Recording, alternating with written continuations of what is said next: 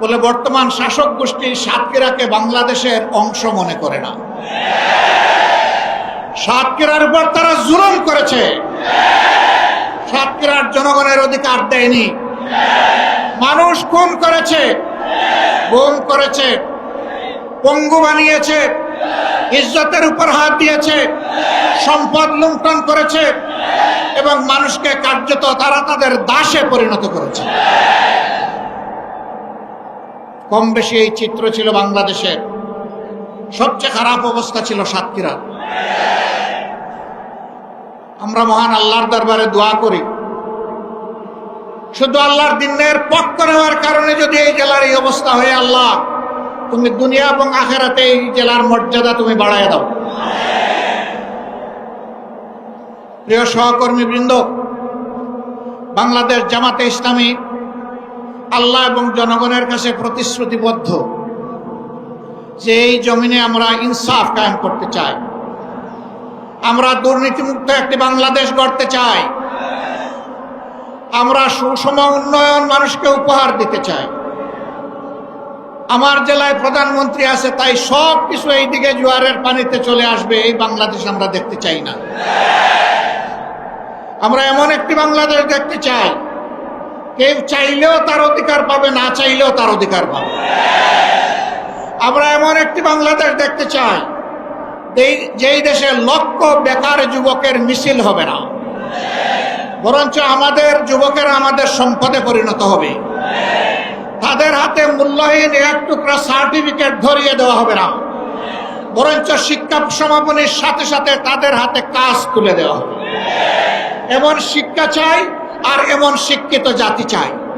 তবে এই শিক্ষা অবশ্যই নৈতিক এবং দুনিয়াবী বা জাগতিক শিক্ষার সমন্বয় হতে হবে।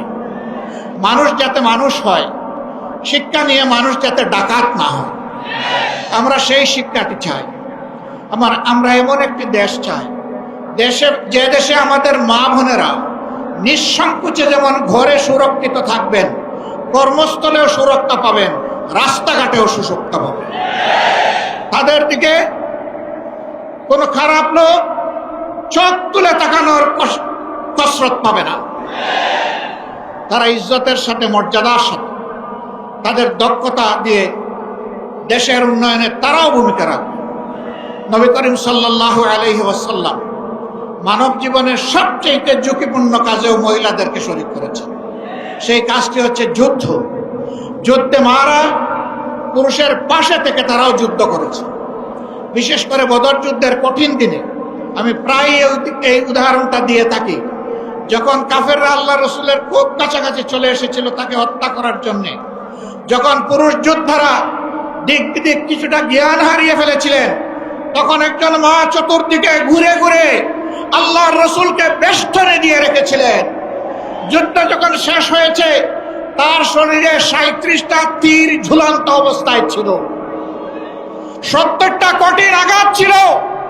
রাসূল করিম সাল্লাল্লাহু আলাইহি ওয়াসাল্লাম বলেছেন, শত্রু যখন সামনের দিক থেকে এসেছে, তখন শত্রুর তীর আর আমার মাঝখানে ছিল আল্লাহর এই বান্দি। যখন পিছন দিক থেকে এসেছে, ছিল আল্লাহর বান্দি। ঘুরে ঘুরে আল্লাহ রসুলকে কিভাবে তিনি রক্ষা করবেন? ডাইনে এসেছে ডান দিকে, বামে এসেছে বাম দিকে।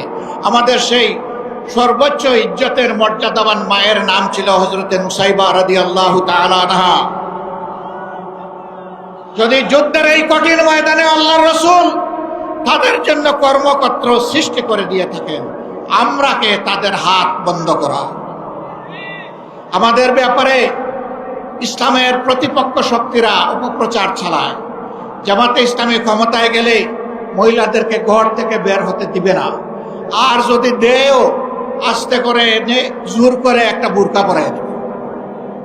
জোর করে পরানো লাগবে না।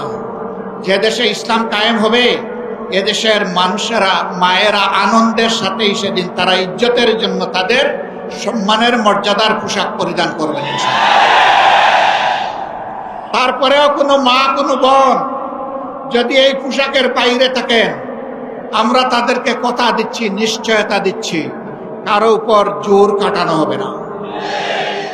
কারণ এই দেশে শুধু মুসলমানরা বসবাস করে না, অন্যান্য ধর্মের লোকেরাও বসবাস করে। তারা তো আমাদের ধর্ম যেহেতু গ্রহণ করেনি, তাদের জন্য ইসলামের প্রেসক্রাইব করা পর্দাও তাদের জন্য প্রযোজ্য নয়। তারা যদি ইসলামের সৌন্দর্যে অভিভূত হয়ে ইসলাম কবুল করে সেটা ভিন্ন কথা, তাদেরকে ইসলাম গ্রহণ করতেও কাউকেই বাধ্য করা হবে না। সম্মানিত সহকর্মী বৃন্দ, এই দেশে শুধু মুসলমানরা বসবাস করে না, হিন্দু, খ্রিস্টান, বৌদ্ধ ধর্মের লোকেরাও বসবাস করে। আমরা এমন একটি দেশ চাই যে দেশে মসজিদও পাহারা দেওয়ার প্রয়োজন হবে না, মন্দির এবং মঠও পাহারা দেওয়ার দরকার, গির্জাও পাহারা দেওয়া লাগবে না। সকল ধর্মের লোকেরা তাদের আপন আপন ধর্ম তাদের মতো করে শান্তিতে নিরাপত্তার সাথে তারা পালন করে। আলহামদুলিল্লাহ, আমাদের দেশটি সাম্প্রদায়িক সম্প্রীতির একটি চমৎকার বাগান, কিন্তু আমাদের বাগানে মাঝে মাঝে হুতুম পেঁচা ঢুকে পড়ে। এই হুতুম পেঁচাদের ব্যাপারে আমাদেরকে সতর্ক থাকতে হবে। আমরা এই সম্প্রীতি নষ্ট করতে দেব না। আমরা এমন একটি বাংলাদেশ গঠন করতে চাই যেখানে মানুষকে তার শিক্ষা কিংবা কাজের ধরন দেখে মর্যাদা দেওয়া হবে না, বরঞ্চ প্রত্যেকটা মানুষকে আশরাফুল মখলুকাত হিসেবে মর্যাদা দেওয়া হবে। আমার দেশের একজন পরিচ্ছন্নতা কর্মী, তিনিও আমার ভিআইপি। তারা যদি 3 দিনের জন্য তাদের কাজ বন্ধ করে, আমরা কেউ ঘর থেকে বের হতে পারবো না। তাদের এই কাজ, কঠিন কাজ আমি করতে পারবো না। তারা কষ্ট করে এই কাজটা আমাদের করে দেন, আমি তাদেরকে স্যালিউট জানাই। সে আমার ভাই, সে আমার বোন, সে আমার এই সমাজকে চালু রেখেছে। যে ভাইটি আমার রিক্সা চালিয়ে জীবন নির্বাহ করে, ও রিক্সা না চালাইলে আমি আমার কর্মস্থলে যেতে পারবো না, আমি তাকে স্যালিউট জানাই। আমি দেখবো না তিনি রিক্সাওয়ালা, আমি এটাও দেখবো না তিনি একজন অতি সাধারণ কম শিক্ষিত মানুষ, আমি তাকে তার কাজের মর্যাদা দেব। এইভাবে সমস্ত মানুষ, মুটে মাঝি কুলি, যে যেখানে আমরা আছি, শ্রমিক, কৃষক, আপামর জনতা, বিভিন্ন পেশাজীবী, যার যার পেশায় তিনি মর্যাদা এবং দায়িত্ববোধের সাথে দায়িত্ব পালন করবেন ইনশাআল্লাহ। সেই সম্প্রীতির বাংলাদেশ যদি আমরা গঠন করতে পারি, তাহলে এই সম্প্রীতির বাংলাদেশকে রোকার সাহিত্য কারোই থাকবে না। এই জন্য আমরা চাই জাতীয় স্বার্থে দল এবং ধর্মের ঊর্ধ্বে উঠে আমরা থাকবো এক। সেই ইস্পাত কঠিন জাতীয় ঐক্য আমরা চাই, যেখানে উলামায়ে কেরাম মর্যাদা পাবেন, পেশাজীবীরা মর্যাদা পাবেন, সকল শ্রেণী পেশার মানুষ মর্যাদা পাবেন। এই যে 24-এর স্বাধীনতা এসেছে এমনি এমনি আসেনি ভাই। 2006 সালের 28 অক্টোবর স্পষ্ট দিবালোকে লোকে বইটা দিয়ে আদম সন্তানদেরকে হত্যা করার পর যখন তাদের নিথর দেহ পড়ে তড়পাচ্ছিল, তখন তার উপর উঠে বিকৃত রুচির ওই কুরীরা তখন তারা লাফালাফি করেছিল। সেই দিন বাংলাদেশ পথ হারিয়েছিল। সেই পথ হারা বাংলাদেশ দীর্ঘ ত্যাগের পর আবার আল্লাহর অশেষ মেহেরবানিতে 2024 সালের 5 আগস্ট আবার তার পথে ফিরে এসেছে। এর মাঝে অনেক রক্ত দিতে হয়েছে। 57 জন কমিটির দেশপ্রেমিক চৌকস সেনা অফিসারকে খুন করা হয়েছে 2009 সালের 25 এবং 26 ফেব্রুয়ারি ঢাকার পিলখানায় তৎকালীন বিডিআরের সদর দপ্তরে। এরপরে জামাতে ইসলামের নেতৃবৃন্দকে দফায় দফায় খুন করা হয়েছে। 2 জন সাবেক আমিরে জামাত সহ 11 জন কলিজার টুকরা, আমাদের মাতার তাজ শীর্ষ নেতৃবৃন্দকে বিচারের নামে জুলুম করে খুন করা হয়েছে। এই খুনের প্রতিবাদ যারা করেছেন, অন্যায়ের প্রতিবাদ করেছেন, তাদেরকে গ্রামে গঞ্জে খুন করা হয়েছে। আগেই বলেছি, সবচেয়ে বেশি খুনের ঘটনা ঘটেছে এই সাতক্ষীরায়।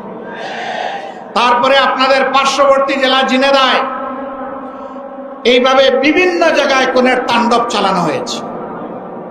ভাই ও বোনেরা, সর্বশেষ এই বছরে 1 জুলাই থেকে শুরু করে 5 আগস্ট পর্যন্ত খুনের বন্যায় বাংলাদেশকে ভাসিয়ে দেওয়া হয়েছে।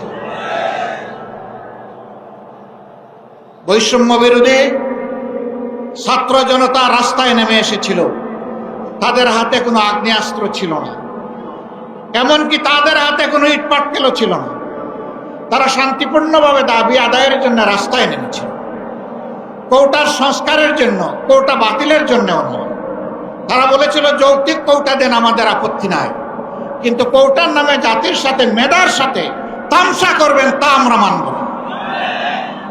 কেন তারা এটা বলল? এই জ্বালায় তাদের বিরুদ্ধে মানুষের কিনা, এদেশের মানুষের কিনায় অস্ত্র এবং বুলেট দিয়ে জাতির বিরুদ্ধে তাদেরকে পাঠিয়ে দেওয়া হলো।